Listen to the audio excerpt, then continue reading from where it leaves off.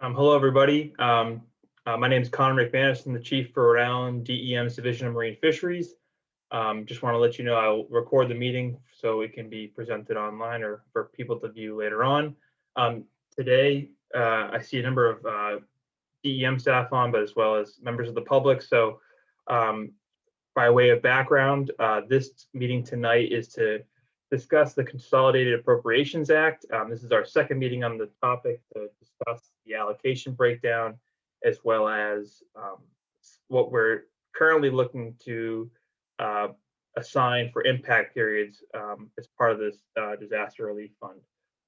Just a quick housekeeping thing. I'll run through a PowerPoint, and as I move through, I'll kind of pause as we get into the sector's impact periods to see if folks have comments on specific ones and wants to provide feedback.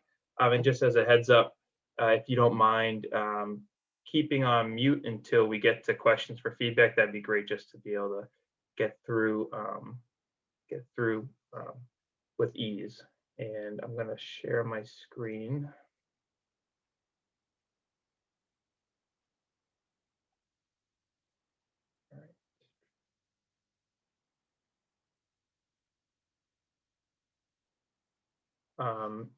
Could someone let me know if they see the slide show up? You're good. All right, great.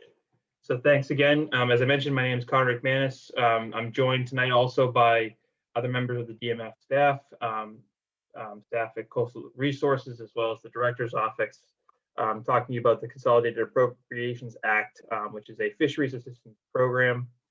And by way of background, for those that weren't here at our last meeting, back in December of 2020, Congress enacted this Consolidated Appropriations Act, which included $300 million in funding for COVID-related fisheries assistance, of which of that 255 was allocated for fisheries assistance in coastal states.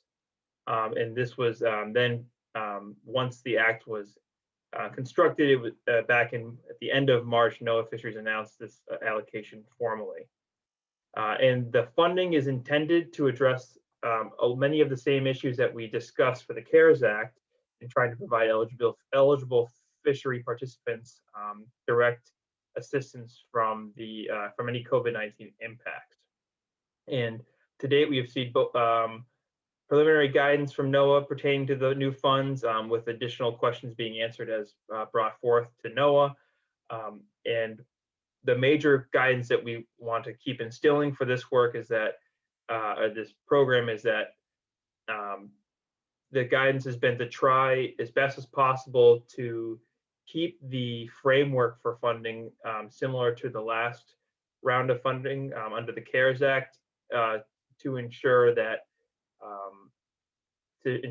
the spend plan and such would be reviewed successfully and swiftly, although we do have the ability to evaluate aspects of the spend plan, which we discussed in part at our last meeting. But as a background, for the allocations of the funds specifically, as similar to the CARES Act, NOAA used readily available total annual revenue information from the various sectors, such as commercial fishing, for-hire fishing, aquaculture, and processor and seafood sectors. And after looking at the coastal states' values, the Rhode Island's allocation for this round was deemed to be just around $3 million, and the final amount that we're estimating to be allocated to this funds is just over $2,929,000, and this accounts for the various administrative costs associated with the work, including NOAA, the Atlantic States Marine Fisheries Commission, and DEM. So what we're looking at currently is a final Rhode Island allocation of just over $2.9 million. We just wanted to iterate this once more because this is a pretty important aspect of the program. Eligible fishery participants must have incurred a documented fishery-related loss in revenue during the reference period, which we'll get to in a moment, greater than 35% relative to their average fishery-related revenues earned during the same period of the prior 5 years, or a subset of the 5 years if there was inactivity during a 5-year period. And another important aspect of this is that applicants cannot be made more than whole in 2020 relative to their average. So what we're looking at is trying to help participants in the industry, but they cannot be made more than whole by receiving these funds. So just as background as to where we are, again, fewer deviations where possible from the CARES Act spend plan will allow us to move quicker. And so we've been actively looking to implement a very similar process as to last time. Currently, we're developing the spend plan through these workshops, which we will submit to NOAA. Concurrent to that, we're prepping regulation language to be filed through an emergency action that allows for the regulation to be passed swiftly. We'd have a very similar application process with similar opening and closing periods. And right now, I think we're really anticipating 3 different meetings for this Consolidated Appropriations Act prior to the finalization of the spend plan. This is our 2nd meeting, which is really looking to finalize allocation breakdowns and impact periods, which were the focus of our conversation last time in terms of getting feedback. And subsequent to that meeting, we've had various feedback coming in from different members of the fishing industry to inform proposals for tonight.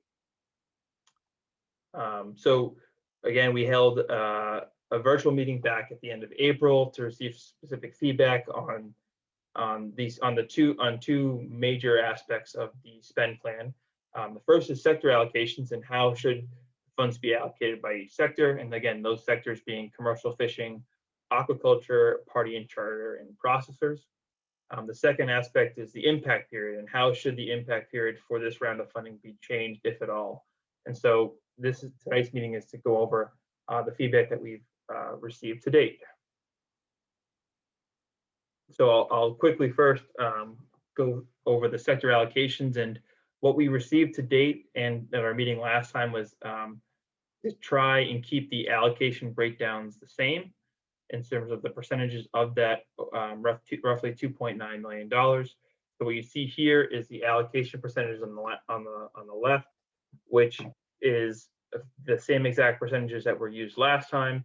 And I have both here the CARES Act allocation as well as the this round of the Consolidated Appropriations Act allocation, just for comparison. So you can see that roughly, because the percentages are the same and the allocations in total were very similar, maybe different by about 200,000 or so. The numbers across the various sectors are approximate to what they were last time. So this is just to give you a sense of the breakdowns. What's not presented here is that we will also plan to use a similar subsector breakdown for party and charter, where as of now we would have 67% of that 3.5% be allocated to party boats, with the 33% of that being allocated to charter boats. And in an instance where a subsector doesn't utilize all of its funds, it would be rolled over first into the other subsector there. So in terms of that structure, the money would be ensured to be used entirely within the sector first before additional rollovers out of the sector. So this is the feedback we've gotten to date. I'll take a pause if anybody has questions on sector allocations, and feel free to unmute yourself and try and see if I can see you for a moment. Great. Any questions on that?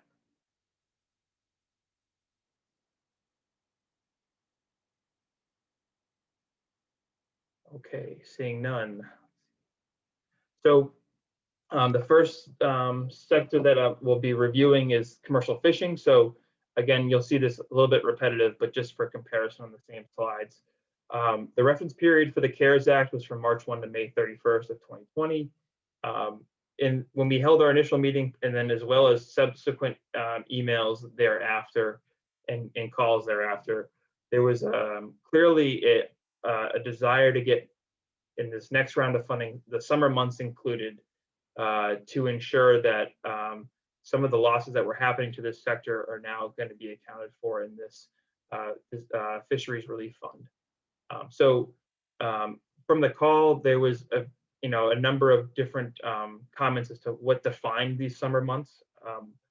Generally speaking, most people were suggesting May 1 to July 31st of 2020 as that impact period. But we did look at monthly values in dollars here for the fishing sector. We have the two different bars here. The first showing the baseline average, what we would then be comparing and using to understanding impacts, and then of course 2020 data.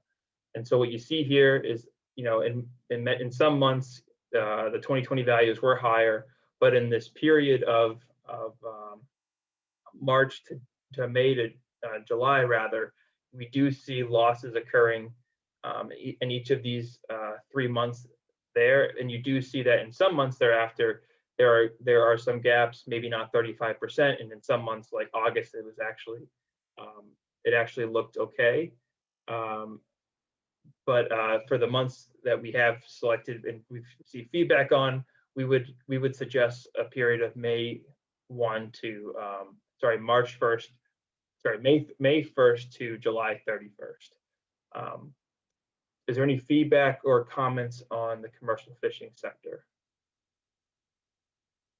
And you can raise your hand or feel free to unmute.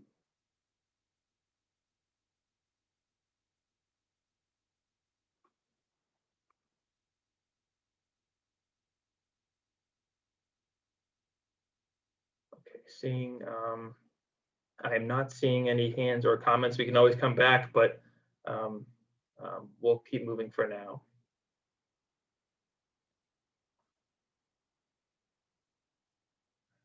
The aquaculture sector, again, March 1 to May 31st of 2020, all of our sectors had the same impact period. To date, we've had a couple of people reach out to us on the sector, but the feedback to date is that the preference for a time frame is the exact same as what we had in the last round, from March 1 to May 31st, 2020. And this has been feedback both from individuals as well as from associations and such. So trying to capture a lot of different folks' feedback. And just keep in mind that just with other types of loan and such, that CAAFAP or EQIP money would be subtracted from the claims, and as well as will other sources of disaster relief. And this just a reminder specific to aquaculture, because there's a number of unique relief funds that were available to people in this sector that have been utilized to date. So just wanted to remind folks that those are things that we'd be looking for you to declare when you apply, and those will impact your total eligible funds. Similarly, for the processors, we got a lot of similar feedback in terms of looking to try and keep the same time period as the last round of funding. So that'd be March 1 to May 31st. And this is in large part due to the fact that there are still losses during that time period that remain to be unclaimed. And so this is, while using the same time period and not looking at other months in the year, there still remains to be a lot of financial losses to processors during this period. So this looks to try and continue to mitigate during that specific period of when the economic strife was hardest. Any question on processors or before I move on, or aquaculture for that matter?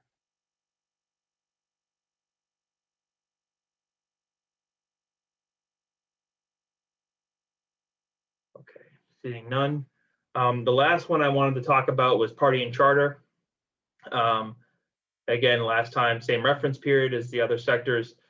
This has been a bit more complicated in terms of the feedback we've received to date. I think depending on, I think the businesses all varied in terms of how they were impacted by COVID-19 and their ultimately their businesses. I think there was general consensus that for most of the charter boats, June and July were strong months for them. During the August and September period, when some of the cases increased in Rhode Island, those increases impacts were seen in some of these businesses due to trying to maintain distancing and safety, and there was a perceived impact during that period from August/September through December of that year. Some of the other feedback we've gotten is that in some of the larger boats where folks have been a bit more reluctant to hop on, where their spaces may be more confined and there has to be greater spacing between folks, that there's been a perceived understanding that or observation that the economic pain has effectively continued all through the whole period up until now as well, particularly during some of the colder months when party boat cod fishing is occurring, and that this is a time period where there's been still economic loss. Something like this type of time period that extends about 2 calendar years is currently being discouraged by the department, particularly in trying to ensure that folks are able to clearly indicate that they have not been made more than whole. I think when looking at the 2 years, it's a bit more complicated to try and convey that information and confirm that. So what we're looking to do is try and provide a bit more a little bit easier time for folks to help indicate that they have not been made more than whole, as well as to try and provide a swift spend plan to NOAA. So we do acknowledge that perhaps that may extending into the new year or this year may help, and the effort of the whole spend plan in trying to provide increased or to expedite the spend plan, as well as cover a whole suite of people's economic losses quickly. We would recommend not moving forward with trying to include both months in 2020 and 2021 for the sector. But we did look at federal VTRs for party and charter to try and get a sense of what might the losses be. And what we found is that perhaps somewhat contradictory to some of the feedback that we've received, we did see that during a number of the months for this sector, the number of trips was dramatically reduced throughout most of 2020. So while some businesses may have excelled during this period, it seems as though overall much of the businesses or trips had been reduced in 2020, presumably due to the pandemic. So based on this information, we would suggest trying to capture a period of May 1 through December 31st of 2020, with the hope that this helps meet some of the needs of both party and charter vessels, where some of the winter months are included, where cod fishing has occurred, and these other warmer months where party boats may have been hurt, particularly in the fall during the Black Sea bass fluke fishing and tautog fishing. So from our perspective, that would be our recommendation. Again, use one impact period for the subsector, for the sector of party and charter that spans from May 1 to December 31st.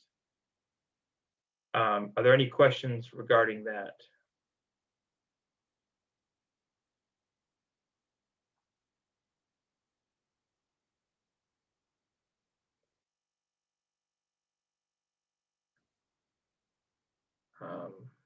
All right. Seeing none, so that is what we have now for what we will move forward with for impact periods for each of the sectors. with what we would consider the finalization of the impact periods and the total and the sector allocations, we would then complete the full draft of the spend plan, as well as the emergency regulations. Like I mentioned earlier, we've had 2 presentations to date on this. We'll speak internally about next steps in meetings, but we will likely have one more meeting to just present the whole spend plan for people to see and get final consent on to ensure it meets the overall needs of our stakeholders. Our goal would be to try within the next 2 weeks have something together. That way we can get it submitted to NOAA and we can be prepared to try and move forward with hopefully an approved spend plan. And just for reference here, I know we have only a few people on the call tonight, but what we'll definitely do after this is all the meeting material we will place online so people can view the presentation as well as this video here, just to capture notes that may not be on the slides themselves. Again, ideally, we would try to target another meeting for the middle of June to try and get our whole spend plan together. With that, I guess I'd pause to take any questions, both either from my colleagues or from comments or questions from colleagues or from interested folks in the spend plan.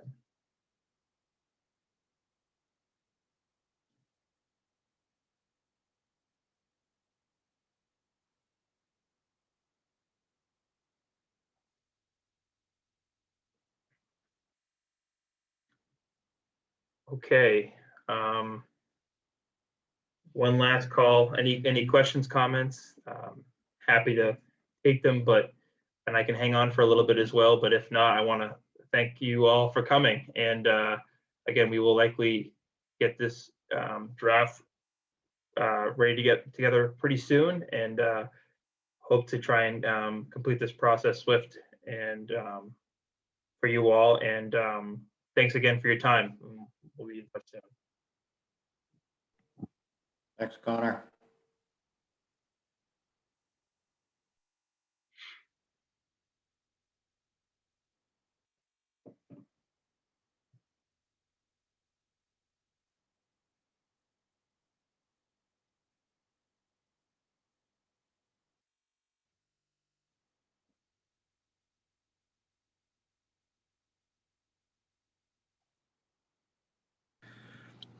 Hey, Connor. Yes, Dan. I think Ryan Clark was trying to comment in. He just sent me a text message, but I'm not sure if there's a technical difficulty there or not. No, would you feel comfortable reading it on into the Zoom? That way I can. I don't know what the comment is, to be honest with you. He's just texting me saying that he's trying to make a comment. It might be a bad connection, just so you know. Oh, okay. Well, hold on. He would like the DM to consider going back. Wait. Like the DM to consider going back one more month to April on the dragger section. I assume that means the commercial fisheries section. So to include April through July. Okay. That's what I just read in a text message. Great. Thank you. You're welcome. Yes, we can certainly consider that. And I just pulled the presentation down. But I'm looking back at the values, Ryan, and there was considerable loss in April as well. By the numbers here, it looks like that would aid in applicants to meet the 35% threshold, assuming that applicants fished April through July. But yes, duly noted. Thank you for that. Sorry about that. Just trying to help. No, I appreciate it. Thank you. And sorry, I can try and. Dan, is Ryan on? I can ask to unmute if that works. I believe so, but I believe it's one of the phone connections. Yeah, let me see. I'm gonna unmute the phones really quick too, if that's all right. I'll try the 489 number first.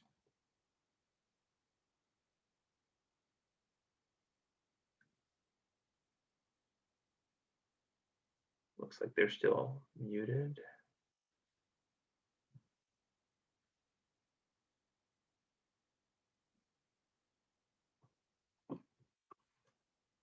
Doesn't look like they're able to unmute. And then I'll try the 742 number.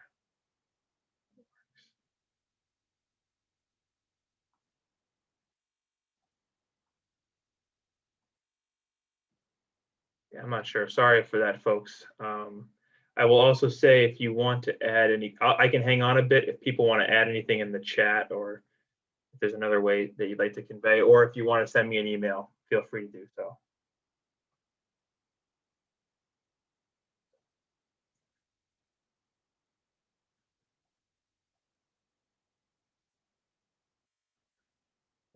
All right, well, I'll stop recording now, but thanks everybody for coming, and I will talk to you all soon.